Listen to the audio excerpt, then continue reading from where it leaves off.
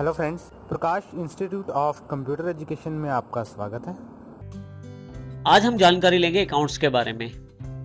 Accounts का अर्थ उस तरीके से है जिससे आप अपनी फाइनल ट्रांजैक्शन को स्टोर करके रख सकते हैं, जिसमें आप अपने बिजनेस का रिकॉर्ड संभाल के रख सकते हैं, अपनी इंफॉर्मेशन की समरी निकाल सकते हैं और बिजनेस के अकाउंट्स के आधार पे आप ये भी जानकारी प्राप्त कर सकते हैं कि आपने पूरे साल में क्या खोया क्या पाया। इस तरह से आप अपनी इंफॉर्मेशन को एनालाइज भी कर सकते हैं। तो अकाउंट्स का बहुत इंपॉर्टेंट महत्व होता है आपके बिजनेस में। अकाउंट्स में बहुत सारे पक्ष जुड़े होते हैं।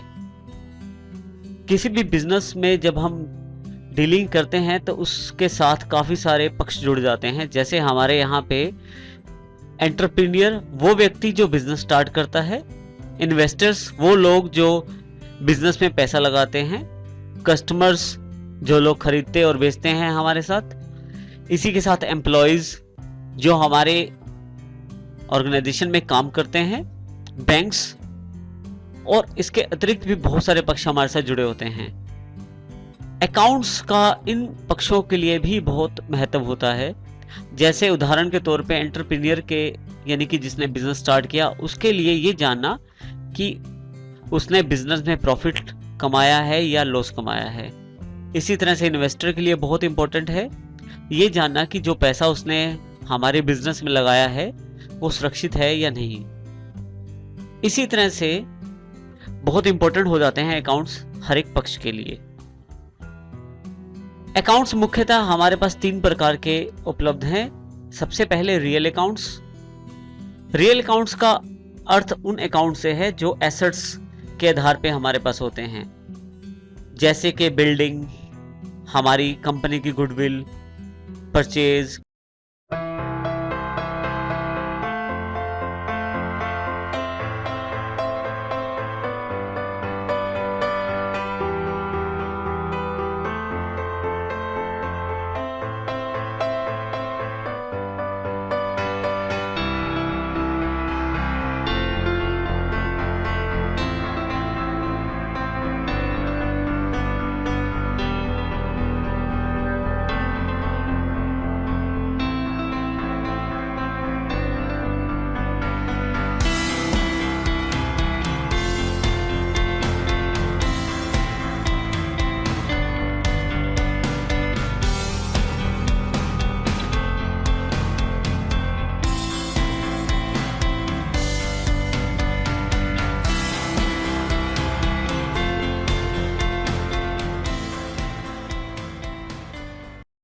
किसी तरह की कैश, ये सब चीजें रियल अकाउंट्स में आती हैं।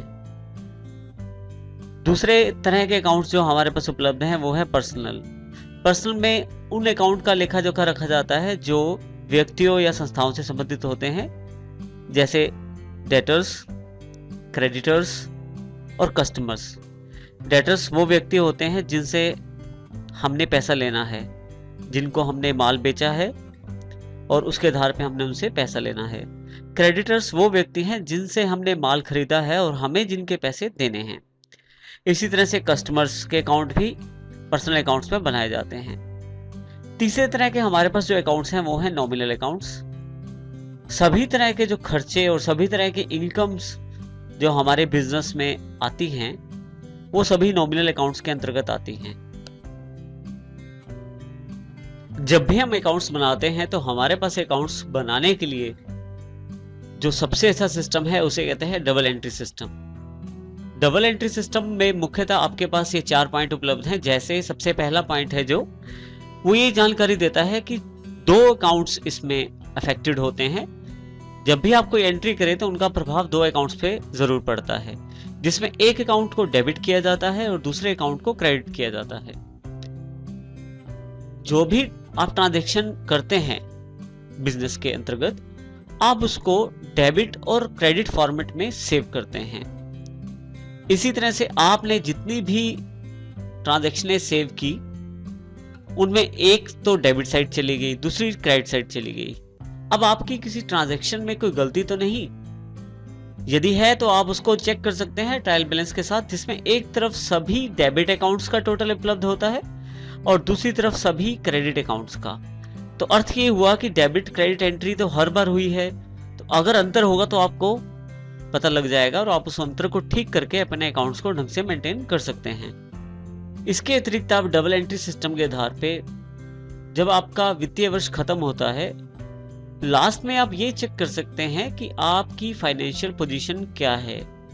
इसको आप प्रस्तुत कर सकते हैं प्रॉफिट एंड लॉस और बैलेंस शीट के माध्यम के द्वारा, जो कि डबल एंट्री सिस्टम के साथ ही उपलब्ध होता है।